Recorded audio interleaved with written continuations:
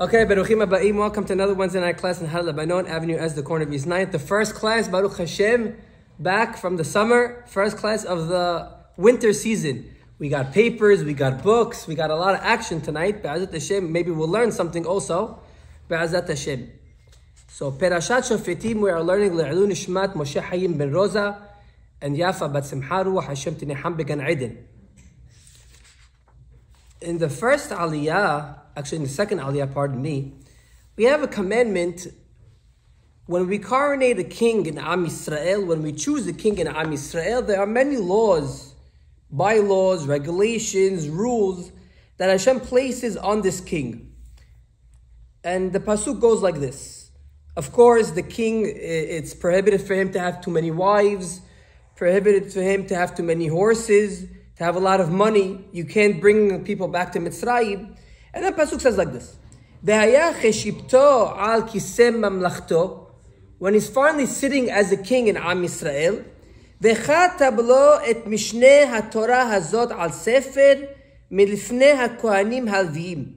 he is supposed to write this whole Torah to be with him at all times. Why? He's to read it at all times, his whole life. And what's the objective? In order to have fear of heaven. In order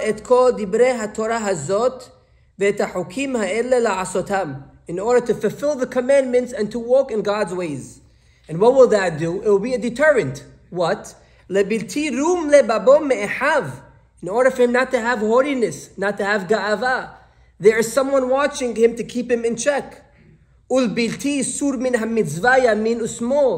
looks to the Torah to know whether, Haz v'shalom, heaven forbid, he's veering or to the left or to the right. Always make sure he's going down the correct path.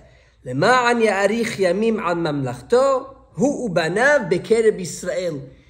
for him to have, for his years to be prolonged, to have a long life, and to sit on his kingship forever. Okay, so Rashi says like this. This is the pasuk I want to emphasize. Rashi says, "Et Mishneh HaTorah." He is supposed to write the whole Torah. Shete Sifrei Torot. The king is actually commanded to have at all times 2 Sifrei Torah, 2 Torot. Ahat she monachat bebet genazav. 1 Torah that's in his treasure chest.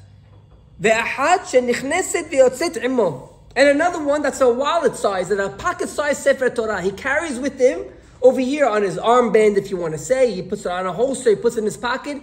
He's supposed to have 2 Sefer Torah at all time. One that he goes out to Milhamot and he comes back, it's with him at all times. And the other one in his treasure chest, like we said, in his valuables, in his safe. Okay. And we said, and what's the point of that? In order to learn Yirat Shamayim, fear of heaven. I saw something fascinating from the Kitab Sofer, alav Shalom. The Kitab Sofer says we can learn a lot of things from the commandment of the Melech. One of the things that we can learn from the commandment of the Melech, he says like this. What does the pasuk mean? Lema'an yilmad. In order for him to learn, he says not only is he supposed to learn Torah, he is supposed to teach Torah also. Now mind you, and remember this, the Melech in Am Yisrael is not a Melech over here. Let's say the king of Monaco. I know there's a king of Monaco, there's a king of maybe Dubai, there's a king of the Emirates. They're just there and sitting on their throne in royalty. They don't actually lead the nation. They don't do anything with the nation. Am Yisrael had a king that goes to the Milhamot, comes back from the Milhamot, also teaches Am Yisrael Torah. So Kitab Sofer says he is supposed to learn Torah and to teach Torah. And also, tonight we're seeing that these commandments don't only apply to a king in Am Yisrael. Why do I say this? Because the Torah is nitzchit. The Torah is forever, the Torah is eternal. We don't have kings today. So what is the Torah trying to impart? What is the Torah trying to teach me in the laws of the Melech? There is no Melech, but the Torah is not talking only about a Melech. The Torah is also teaching you.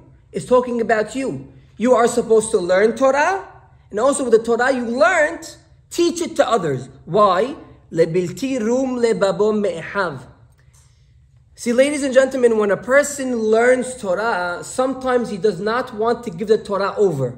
I'll tell you, for example, many years ago, before YouTube came out, So we had the hobby of collecting music, of Arabic music. And there was no such thing as CDs and no MP3s. It was all cassettes. Remember the cassettes? It was all cassettes. And there was a person that I'm still in touch with, and he had, the gems. He had the exquisite collection that nobody had, but he wouldn't give it out to other people. Why? Look, my whole life I'm collecting it. I bought it. I should give it out to you. You should make copies. No, go try to find it yourself. So if I can say this example to Torah, many rabbis and many people learn Torah, but they don't like to disclose their sources. They don't like to tell you where they got their information from. Why? Because the minute that you know where they got the information from, you stop coming to them, you learn on your own. So there is an aspect of ga'ava, of haughtiness, of arrogance when it comes to the Melech or when it comes to Am Yisrael. A Yehudi is created lilmod al menat lelamed. We are born, Borei Olam created us, Hashem created us in order to learn Torah and to teach Torah. I'll tell you a Gemara. Gemara Masechet Rosh Hashanah Chav Gimel. Says the Gemara, Kol halomed Torah ve'eno melameda, one that learns Torah but doesn't give it over, domeh lehadas bamidbar. He is likened to a myrtle in a desert. Now we have hadassim Mosei Shabbat, we make a beracha on hadassim. But let's say this hadas, this myrtle, is in the desert and no one's smelling it. What do I gain from this myrtle? There's no benefit for this myrtle. There's no benefit for this hadas. Says the Gemara, one that learns Torah, but does not teach Torah, you're like a myrtle in the desert. What do we need you for? What benefit do we get from you? But like I said, some people learn Torah, they don't want to give it over because, if I give it over, then there might be a chance they'll be smarter than me. Says the Pasuk, Lema'an yilmad, learn and teach. Why? Lebilti rum lebabo me'ehav. Make sure you don't have that aspect of arrogance in you. I saw something else. David HaMelech, there was a whole argument between David HaMelech, Adoniyahu, Absalom was beforehand. Shlomo HaMelech, now let's just set the scene. David HaMelech is 70 years old. Any day now he's about to expire. And Bathsheba and Natan HaNavi come to David HaMelech and they say, look, we heard that your son Adoniyahu is about to take over the Malchut, is about to take everything over after you. Is it true? Didn't you say that you want your son Shlomo to be? He says, no, of course I want Shlomo to be. Go and coronate Shlomo. Fine. How do we coronate Shlomo? What do we do? Now remember, Shlomo HaMelech is only 12 years old when he takes over everything. So now he says, I want you to take my son Shlomo, take him down to the river, over there coronate him. Okay, so how do we take him down to the river? What vehicle are we using? Should we use your sus? Should we use your horse? Should we use the prime horse that you have? He says, no, take him down on a pirda. Anybody know what a pirda is? A pirda is a mule. Take my son, this David HaMelech says this, take my son Shlomo down to the river, coronate him, but how do you get to the river? Take him down with the mule. Now let's just pause for a second. David HaMelech has a lot of susim. David HaMelech has white horses, black horses, brown horses, horses from Nigeria, horses from Africa, horses from all over the place. And you couldn't find a better transportation to take your son down to the river to coronate him as a king than a pirda, than a mule. So I saw the Hatam Sofer. The Hatam Sofer says, a horse denotes arrogance. When you look at a horse, you think of arrogance. Why? It says in the Pasuk, Ki ga'o ga'a, sus verochebo rama bayam. The Egyptians prided themselves by having the best horses in the world. So a sus symbolizes arrogance. That's a sus. A hamor, a donkey, symbolizes anava, shiflut, humbleness. I'm not looking for people to look at me. How do we know? Avraham Avinu, what was his form of transportation? A hamor. Moshe Rabbeinu, what did he ride? A hamor. And guess what? Mashiach, may he come speedily nowadays, what will he ride? Ani verocheb al hamor. Mashiach will also come on a hamor because hamor symbolizes shiflut. What does the pirda symbolize? Where does a mule come from? A mule comes from a horse and a donkey together. So you know what Shlomo HaMelech is telling his son Shlomo? David HaMelech, you know what he's telling his son Shlomo? My dear son, you are to be the king of Am Yisrael right now. But make sure you don't get too arrogant. Don't be too haughty. And also remember, don't let people step all over you. You have to find the middle ground. So that's what Borei Olam is telling the Melech over here, and us also.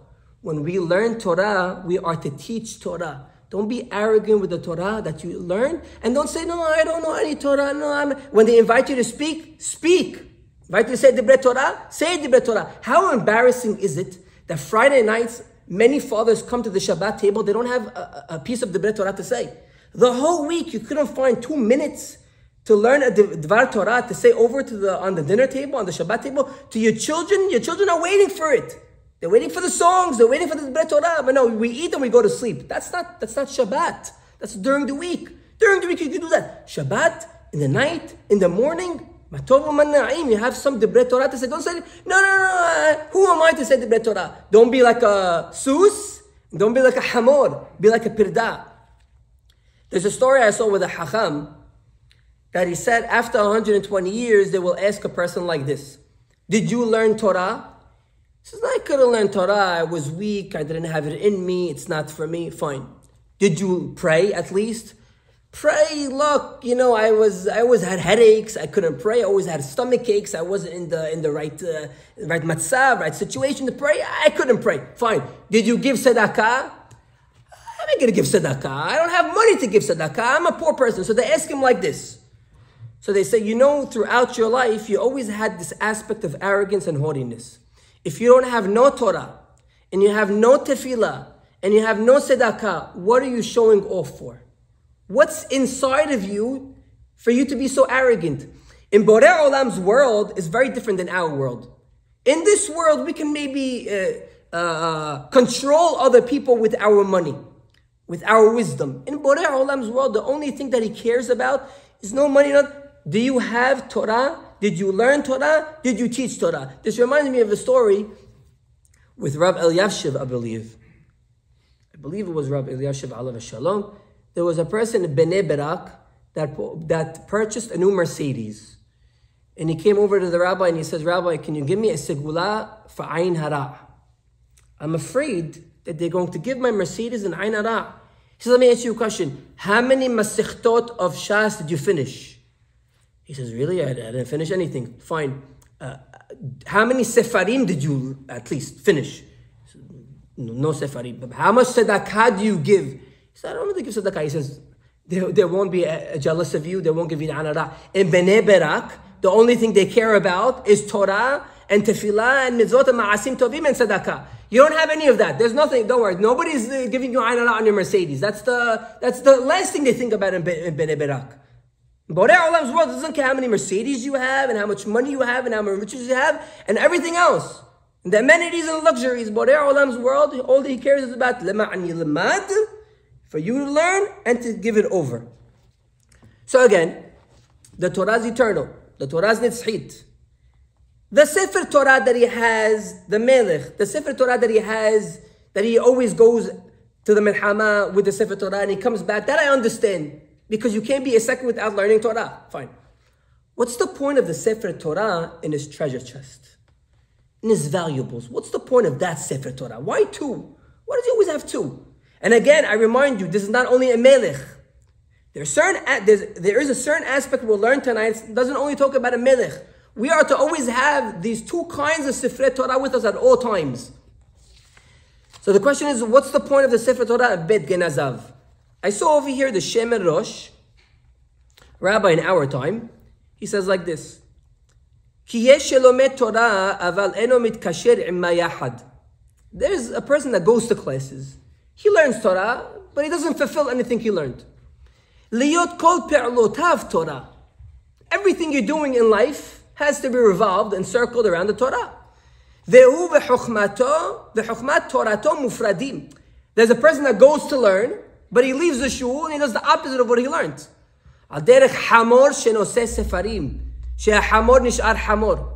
He says, you know what happens when a person goes to class and he learns Torah? Then when he goes out of the class, he forgets everything, or he chooses not to fulfill anything or not to follow through. He's like a hamor, a donkey, that they put books on him.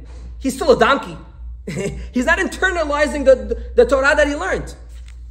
He continues and he says like this: Ve'ikar hashibuta shel Torah The main reason why you learn Torah, the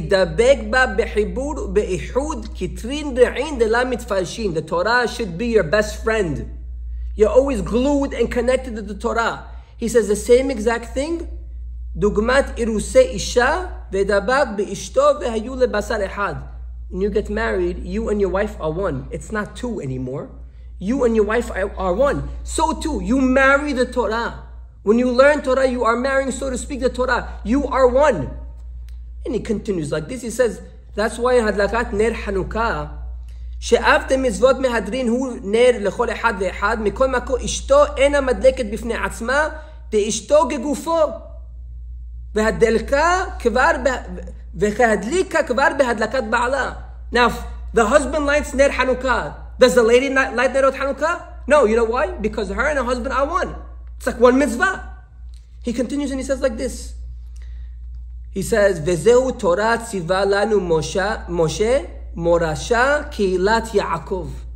Moshe Rabbeinu taught us Torah, gave over the Torah to us, and we got married to the Torah. Morasha is from the word me'orasa. We got engaged to the Torah. We betrothed the Torah, so to speak. He says, "Ve'hamelech." You want to know what it has to do with the Melech? כותב לו ספר תורה למען ילמד ליראה את השם ולא די שהתורה נכתבה ומונחת בבית גנזיו. It's not enough that Torah is written and put it in his valuables, in his safe. אלא יוצא ונכנס עמו. The Torah goes with him and comes back with him. שהוא בעצמו ידבק בהתורה. He is one with the Torah. That's a Torah that goes out and comes back in. But that's not our question. That's just a nice insight that I brought you. Go out and come in for the Torah to be part and parcel of you. We'll get to the answer very soon. But I saw the Ibn Ezra. The Ibn Ezra says like this. He says, what does it mean? لَمَعَنْ يِلْمَادْ لِيْرْآ إِتْ هَشَّمْ. What does it mean? He has to learn to have fear of heaven. Says the Ibn Ezra, his words, لِيْرْآ هُ بِعَصْمُهُ. He himself has to have fear of heaven. Now the obvious question on the Ibn Ezra is, of course he himself has to learn to have fear of heaven. Who else is it talking about? We're talking about a melech over here. So what does Ibn Ezra mean when he says, Hu be'atzmo? Him himself, he has to have fear of heaven. What is it coming to teach us? You know, ladies and gentlemen, we just entered the Chodesh of Elul. Today and yesterday was Rosh Chodesh. Tomorrow, Ba'adat Hashem, to the minhag of the Sephardim, is the first day of Salihot.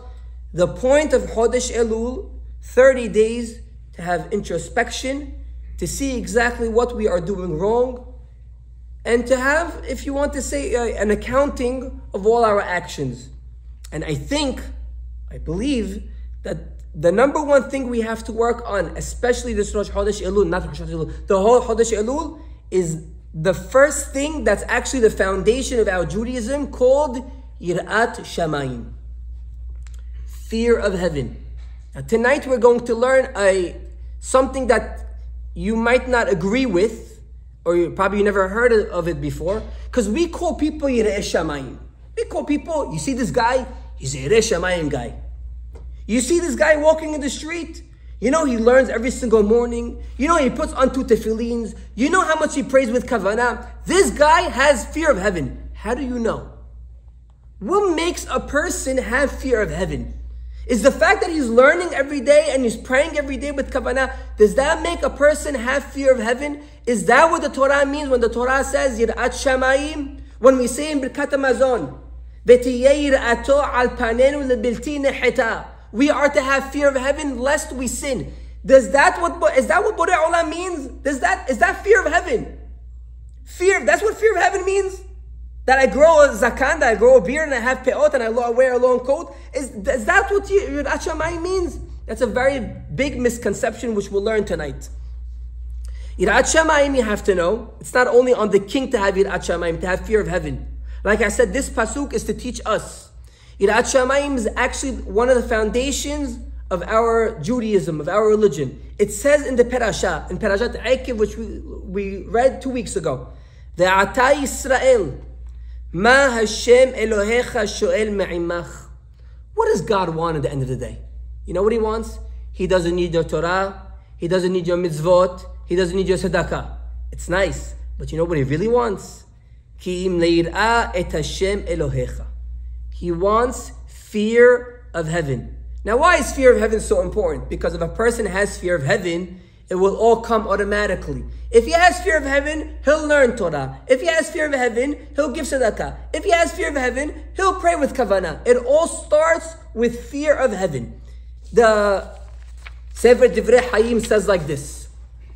In Perashat Devarim, he says, Ikar shoresh ha'abodah limkuda ahat penimit. If we could sum up the whole Torah in one line, it is Yirat Hashem. Fear of God. Fear of heaven. Now again, I tell you and I stress, the fear of heaven that you've learned and that you heard your whole life is not the fear of heaven that Hashem wants. You'll see what kind of fear of heaven it is. He says like this. He says, Yirat Hashem hu ikar hatachlit shel ha'avodah ve'torah ve'mitzvot. The main thing Borei Olam wants, more than Torah and mitzvot and anything else, is fear of heaven. Yirat Shamayim. And he proves it. He says like this. He says there's a pasuk in Perashat Devarim that says, Rab lachem sob et ahar hazeh, penu lachem safona. This is something very deep. Bear with me. He says the Yetzer Hara is called a mountain. You know, as we know, the Gemara Masechet Sukkah, Nun Bet says, in the end of the day, Borei Olam is going to show the evil inclination like a very high mountain. And we're going to rejoice and say, unbelievable, we were able to conquer this mountain. So the pasuk says in Perashat Devarim, Rab lachem so betahar hazeh. Enough going around this mountain, which means the Yetzer Hara. Enough going and trying to conquer him. You want to conquer him? Penu lachem safona. You know what safona means? What's inside of you. Safun means what's internal, what's inside of you, what's hidden. You want to conquer the Yetzer Hara? Forget about the Torah and the mitzvot and the tefillah and all that. You want to really conquer him? Pinu lachem safona. Fear of heaven starts from the heart. Fear of heaven has nothing to do with a person that prays 3 times a day, and a person that puts on 2 tefillins, and a tefillin and minha, and a person that goes to classes, and a person that's very involved in everything in all Gemilut Hasadim. That's not fear of heaven. I shuddered when I read this. Because this whole time I'm thinking, fear of heaven is a person that this is how he lives his life. Wrong, that's not fear of heaven. Fear of heaven starts here, safona, inside. He says, you know how I know? He said, look at the word safona. Safona is numerical value 231. With the word safona is 232. That number 232 is a very powerful number. You know why? Now Hashem's holy name is Yod Ke Vav Ke, which means it's a Yod and a He, and a Vav and a He. There are 4 different ways in writing Yod Ke Vav Ke. There's a way to write it where it ends up being 72 letters. There's a way to write it where it ends up being 45 letters. There's a way to write it where it ends up being 52 letters. And there's a way to write it where it ends up being 63 letters. If you combine all that together, 72, 63, 45, 52, that's 232. You know what it means? Fear of heaven is when you have God on your mind at all times and try to connect with him internally. That's the safona. That's what Borei Olam wants. So you know what it means that he has a Sefer Torah in his treasure chest? In his valuables? It doesn't mean literally. Yes, it does. It's in his valuable chest. In his chest over here. It's not enough for a Yehudi to have Sefer Torah when he's going to shul, when he's learning classes or MP3s or going on LearnTorah.com or iTorah or Torah Anytime. That's not enough. He's supposed to have it in here. The Torah is supposed to be in here. But how do I have the Torah in here? The foundation of having the Torah in here, it's safona, safun, internal, is fear of heaven. Once you have fear of heaven, beautiful. Everything falls into place. That's what the Divrei Hayim is saying. Now a person is going to say, look, I have fear of heaven. I have. How do you know I don't have fear of heaven? Let me tell you what Rashi says. Rashi says, on the pasuk, Lo tekalel heresh. You cannot curse out a deaf person. Which means you can't curse anybody, but especially a deaf person, because you say, listen, he doesn't hear me anyway, so what's the point? You can't curse anybody. Ve'ifnei iver lo titen michshol. You cannot place a stumbling block in front of a person that's blind. And you have to have fear of heaven, I am God. Says Rashi, what does fear of heaven have to do with putting a stumbling block in front of a person that's blind? Rashi says, Because God knows your intention. You might say, no, I'm putting the stumbling block. It's not a stumbling block. It's, it's a step stool for him to just go over the step stool to continue on his road. Says Borei Olam, ve'areta me'elohecha. I know what's inside of you. You can't fool me. You can fool people. You cannot fool me. I know how much fear of heaven is inside you. Listen to the Rashi. Rashi says like this. לפי שהדבר הזה אינו מסור לבריות, לידע אם דעתו של זה לטובה או לרעה. Nobody knows if you have fear of heaven or not. Ladies and gentlemen, you walk in the street, you look around you, you cannot know if a person has fear of heaven or not. A person that you thought has, might not have. And a person that you thought might not have, might have. It's all on the inside. As we say every single morning, the men, לעולם יהא אדם ירא שמיים בסתר כבגלוי. You have to have fear of heaven inside. Nobody's seeing you. Just like you have fear of heaven on the outside where you want people to see you. So says Rashi, purposely Borei Olam is putting these four words, V'yareta me'elohecha ani Hashem. You are to have the Sefer Torah on the inside. Not the one only where you go out. Sefer Torah on the inside. The fear of heaven, the learning of the Torah on the inside. And that's why, ladies and gentlemen, it says at Divrei Hayim, Borei Olam gives us so many mitzvot. We will say when the class ends, Rabbi Hananiah ben Akashia Omer, Ratzah Kadosh Baruch Hu lezakot et Yisrael. Lezakot Israel literal meaning means that Borei Olam gave us so many mitzvot, so many merits to come closer to Him. Says at Divrei Hayim, the word lezakot et Israel comes from the word zach. Zach means to refine us, to purify us. Every single mitzvah you do with kavanah, with concentration, is to refine you on the inside. Internalize the mitzvot. This is what Borei Olam wants. I took a cup of water. I made the beracha on the cup of water. Did I internalize what I'm saying? Do I understand Shema Yisrael, what I'm saying? Do I understand what it means She'akol niyabid baro? Did I take it? Did I make it part and parcel of myself? Is it inside my heart right now? If yes, beautiful. That means you have fear of heaven. That's what Borei Olam wants. Lema'an yilmad li'ir'a et Hashem. In order to learn to fear Hashem. The holidays are coming up. And we will say in Yom Kippur, Al-het shehatanu lefanecha be'yod'im u'b'lo yod'im. Now all the other ones, maybe I understand. Al-het shehatanu lefanecha beneshech. Al-het shehatanu lefanecha be'rmiyat einayim. Al-het shehatanu lefanecha, we sin. Okay? We sin. What does this mean? Al-het shehatanu lefanecha, we sinned. And why am I beating my chest? Be'yod'im u'b'lo yod'im. On the sins that I know and I don't know. If I don't know, what am I banging my chest for? What am I? In Yiddish they say clapping, right? Not clapping. Freddie, what's it called? Clapping. I got it right. Clapping my chest. What am I doing this for? On the ones that I know and the ones I don't know. What does it mean? So when a zaken comes into the room, or a rabbi walks into the room, we're supposed to stand up for them. Derech kavod, miderech mora, we're supposed to stand up for a rabbi and for an old person. But a person will say, no, I didn't see him. I wanted to stand up, but I didn't see him. And by the time I came to stand up, he was already sitting down. Says Borei Olam, you were yodeya, but you made believe lo yod'im. Here, there are some things that you're supposed to do, but you make believe below yod'im. And you know who knows if it's a sketch or not, if it's fake? Borei Olam. He's the only one. He knows you really didn't want to stand up in the first place. You don't give any kavod to anybody other than yourself. You want the whole world to stand up for you. Yod'im u below yod'im. You know you're supposed to stand up, but you may believe u below yod'im. You look at the Ramah. The Ramah on the first halakha of the Shulchan Aruch says the Ramah, a person's actions in the street, you cannot compare them to his actions at home. In the street, everybody thinks he's a hacham. Everybody thinks he's Yerei Shamayim. He's a learned person. He's a respectable person. But in the house, he comes home, he's angry at his wife, at his kids. Shema Yisrael, they can't wait to go to school the next morning just to get rid of the father. And the chilak, Is Daddy home yet? No. Okay, I'm going to do my homework and go to sleep because I don't want to even see him. That's a fear. You know, it's embarrassing to say, but I hear it so many times.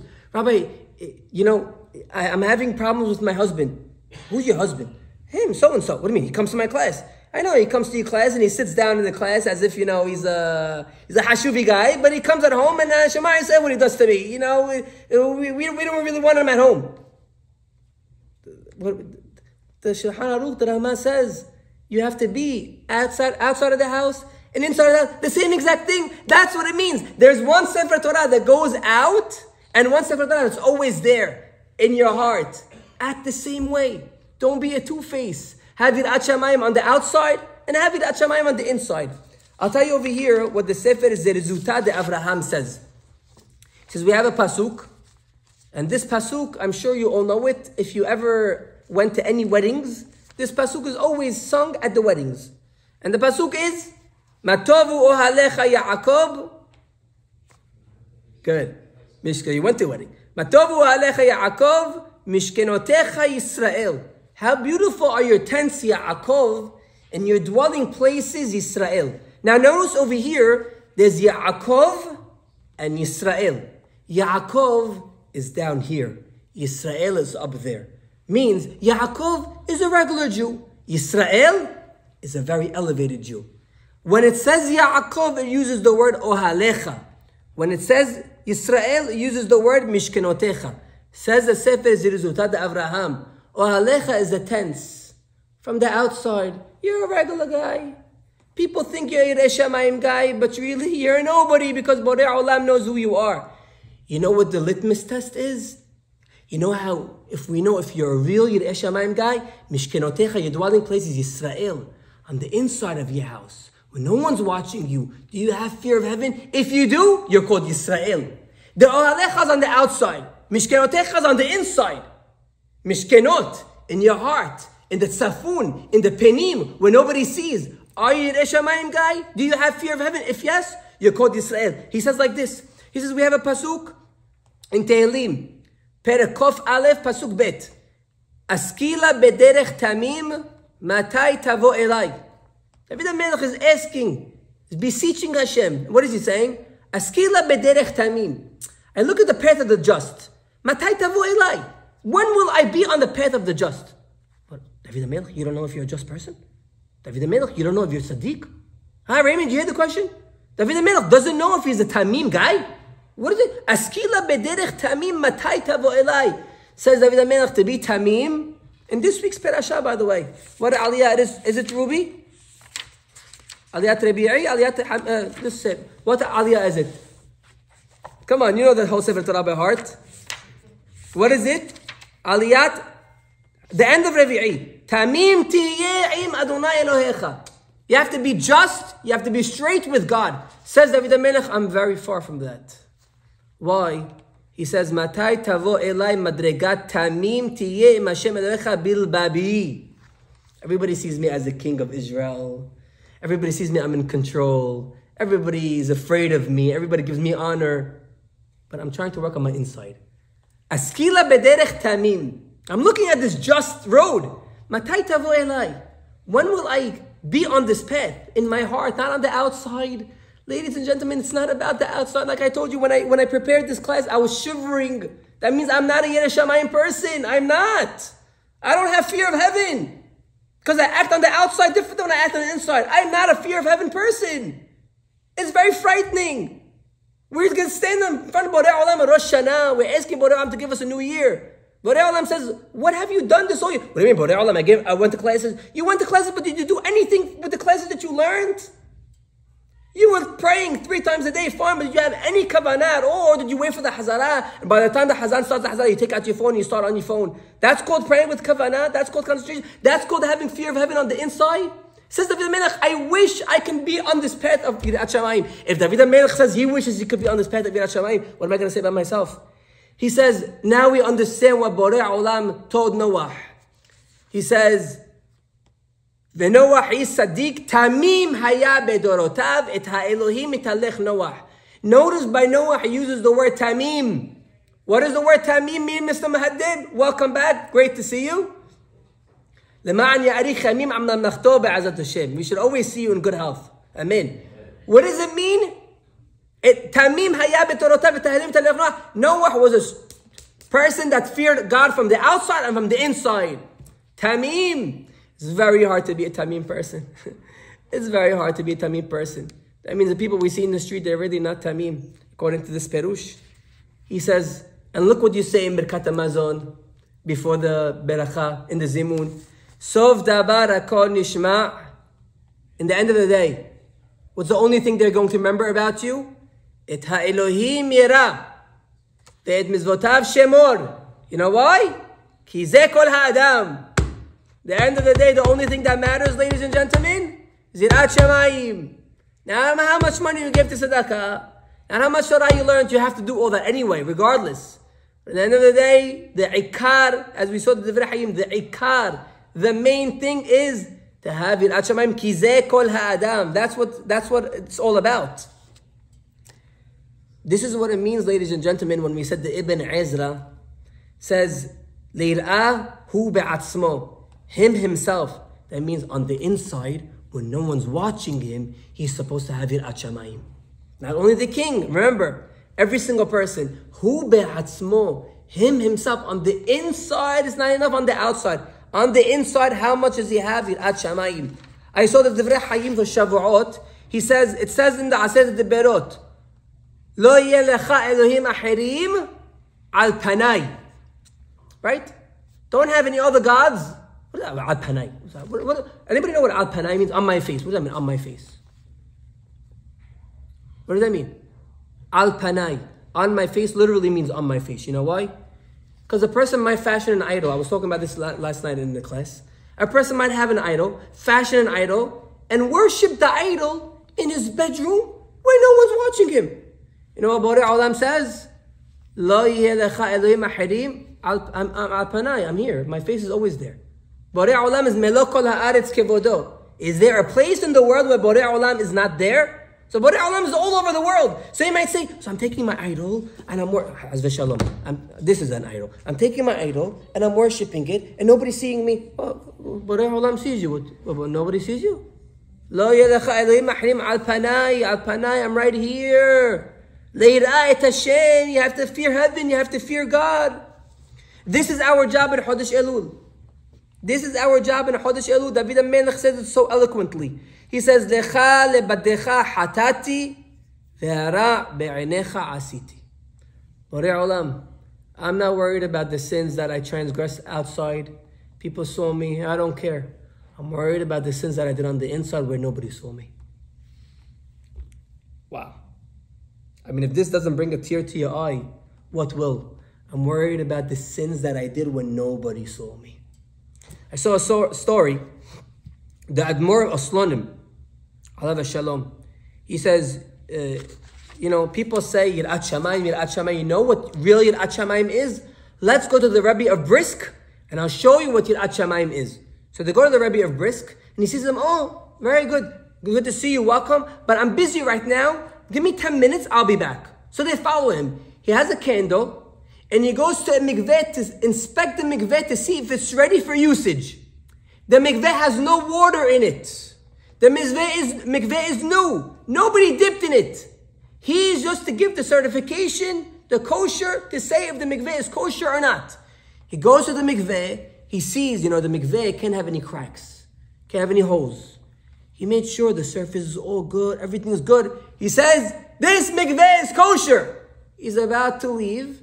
And a student that was with him said, Rabbi, I'm sorry, with all due respect, I'm sorry to tell you, but there's a crack right there. The Rabbi looks at the crack, he says, oh my God, he faints. They revive him. They say, what's wrong?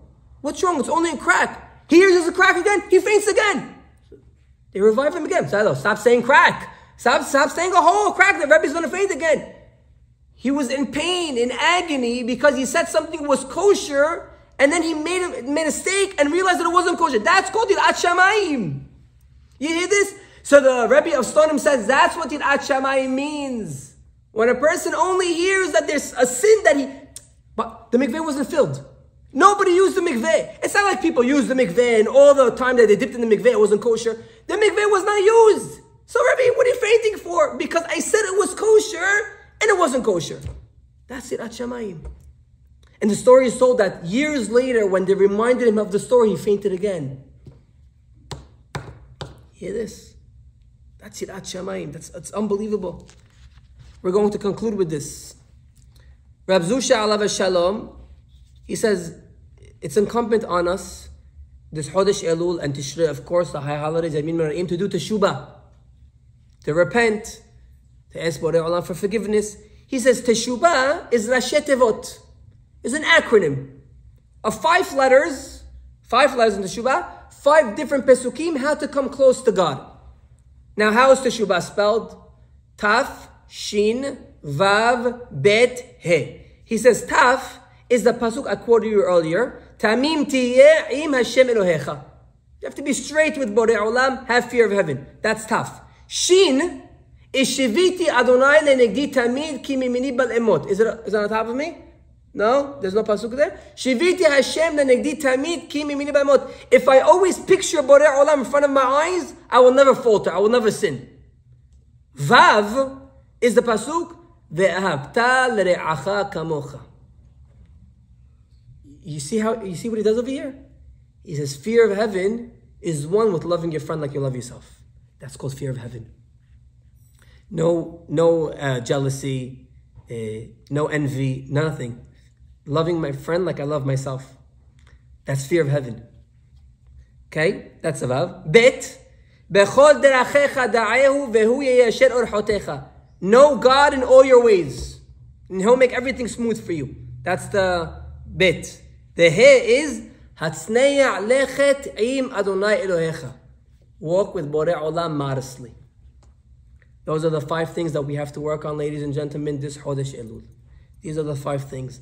But all of them come back to one word. 2 words. Yirat Shamayim. Yirat Shamayim. Fear of heaven. On the outside is not enough. On the inside. That is why the pasuk tells you he has to have 2 sifrei Torot. One that he takes with him on the outside, he brings back home, and one that's always in his safe, always in his valuables, which means, yes, it is valuables, but it's always in his heart. Always remembering to have Yirat Shamayim, fear of heaven, and learning Torah at all times, even in the tzafona, even on the inside. If we work on the tzafona, on the 232, all the different combinations of making Hashem's name, that's called real Yirat Shamayim. May Borei Olam help us to attain real Yirat Shamayim, and we hope to see you. Looking forward to seeing you all, B'Ezrat Hashem, a full schedule on Shabbat Kodesh. Baruch Adonai Le'olam. Amen ve'amen. B'bi Hananiah ben Akashia Omer, Asag Baruch Hu Lezukot Selefichach. Ilba Lahem Torah Amdo Shema'ona Habes Ma'asut Ko. Egdil Torah ve'yadil.